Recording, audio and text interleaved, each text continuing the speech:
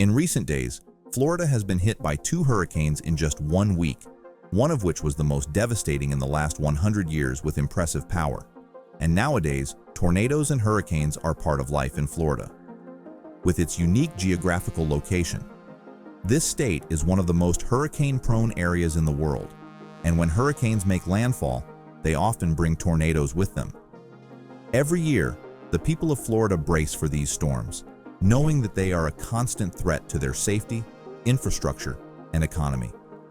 But how does Florida prepare to deal with these hurricanes? And what impact does it have on this state? Let's find out together. Small spoiler before starting. Despite the fact that Hurricane Milton has just happened, Florida is already preparing for the next one. First, let's talk about why Florida is such a target for hurricanes and tornadoes.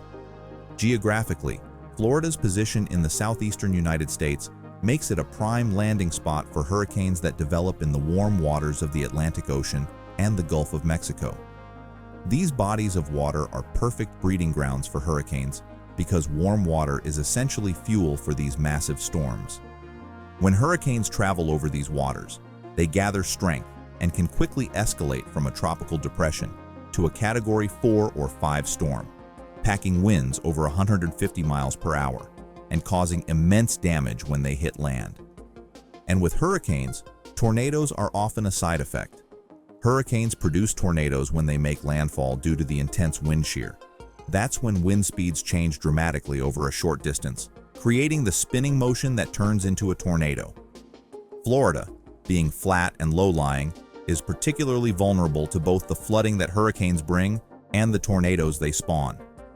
From a geopolitical perspective, Florida's repeated exposure to hurricanes and tornadoes forces the state government and local municipalities to be constantly prepared. Florida's emergency management system is one of the most advanced in the country, and it has to be. The state has seen some of the deadliest and costliest hurricanes in U.S. history, including Andrew in 1992, Katrina in 2005, and most recently, Hurricane Ian in 2022, and Hurricane Milton a few days ago.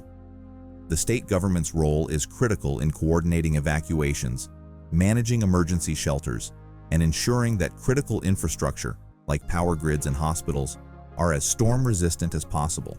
So, how does Florida prepare for these hurricanes and the tornadoes they can generate?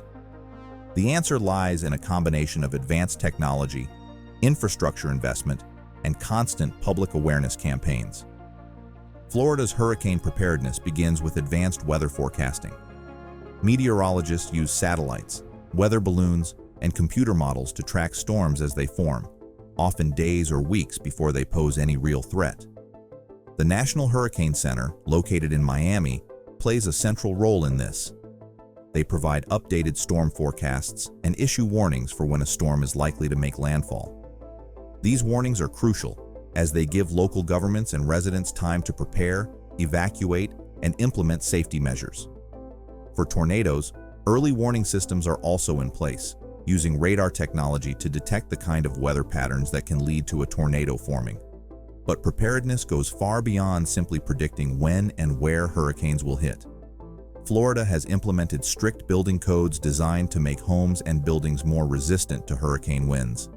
After Hurricane Andrew devastated parts of South Florida in 1992, Florida revised its building codes, requiring homes to be built with stronger materials and designs to withstand powerful storms. These codes are some of the toughest in the country, mandating impact-resistant windows, stronger roof structures, and reinforced concrete in many coastal areas. The idea is to make sure that when a hurricane strikes, fewer homes will be destroyed and fewer people will be displaced. The economic aspect of hurricane preparedness is another geopolitical issue. Hurricanes are incredibly costly. The damage from just one major storm can run into the billions of dollars, not only due to destroyed homes and businesses, but also because of the disruption they cause to tourism, agriculture, and trade. Florida's economy is heavily reliant on tourism, and hurricanes can wreak havoc on this sector. A bad storm season can lead to a drop in visitors, especially if key tourist destinations like Miami or Orlando are impacted. Therefore, the state government and private sector work closely to ensure that, in the event of a hurricane, recovery can be swift. Emergency response teams are pre-positioned in strategic locations before a storm hits, ready to clear debris, restore power, and repair infrastructure as quickly as possible to minimize the economic fallout. The state's insurance industry also plays a critical role in how Florida deals with hurricanes. The cost of insuring property in Florida is among the highest in the country due to the risk of hurricanes. Over the years, the state government has had to intervene in the insurance market, creating state-backed insurance programs like Citizens Property Insurance Corporation to provide coverage to those who might otherwise not be able to afford it. The challenge for Florida is balancing the need to have a functioning insurance market with the need to protect residents from the skyrocketing costs of coverage. On the federal level, the Federal Emergency Management Agency, FEMA, works hand-in-hand with Florida's state agencies to provide disaster relief funds after a hurricane hits. FEMA also helps with long-term recovery projects, including rebuilding infrastructure to be more resilient to future storms. Florida also receives significant support from the federal government in the form of grants aimed at improving storm preparedness, flood defenses, and public education on how to prepare for and survive a hurricane. When hurricanes hit, it's not just a matter of recovering from that specific storm. Florida's government has to be thinking about the next one almost immediately. For example, after Hurricane Ian devastated large parts of Southwest Florida in 2022, the state and federal governments immediately began a large-scale recovery operation. But while homes and businesses were being rebuilt, plans were already being made for how to mitigate damage from future storms. This involves everything from ensuring new homes in vulnerable areas are built to the latest codes, to restoring wetlands and barrier islands that can act as natural buffers against storm surge. Florida also makes significant use of its National Guard in hurricane response efforts. The Guard is often deployed to assist with evacuations, deliver supplies, and help with the aftermath by clearing roads and providing medical care. The logistics of moving so many people and resources in such a short time is another crucial aspect of Florida's hurricane preparedness.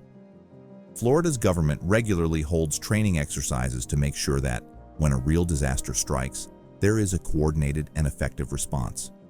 However, no matter how well prepared Florida may be, there is always room for improvement.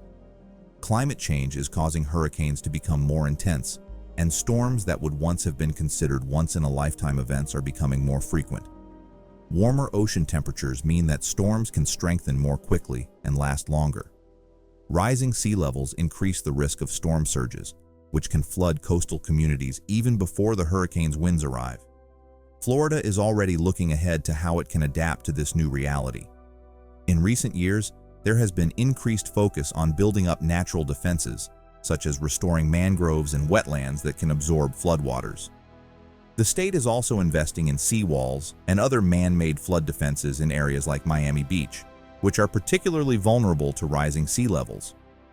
In response to the most recent hurricane, which brought both widespread flooding and a series of destructive tornadoes, Florida has once again activated its well-oiled disaster response machine. Recovery is still underway, with crews working around the clock to restore power, clear roads, and assess the damage. Shelters remain open for those displaced by the storm, and emergency food and water distribution points are in place. The state is also working with FEMA to ensure that those who lost their homes or businesses can begin receiving financial assistance. But as soon as this storm passes, Florida will go right back to preparing for the next one. That's the reality of living in a place that is so vulnerable to these natural disasters.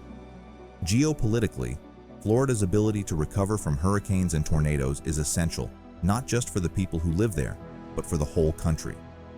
Florida is a major hub for tourism, trade, and agriculture, and when it suffers, those industries suffer too. That's why the state's government invests so heavily in preparation and recovery, because the stakes are incredibly high. In conclusion, hurricanes and tornadoes are a fact of life in Florida, but they are also a geopolitical issue that affects not only the state, but the entire region. Florida's government, working with federal agencies and the private sector, has developed one of the most sophisticated hurricane preparedness systems in the world.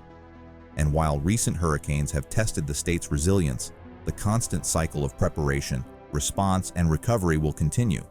Because in Florida, it's never a question of if the next hurricane will hit, but when. And what do you think of all this? And if you have ever been the victim of a hurricane either in Florida or anywhere else, or your relatives have been, I feel very sorry for you, and let us know your experience. If you liked the video, don't forget to subscribe and like for more future content.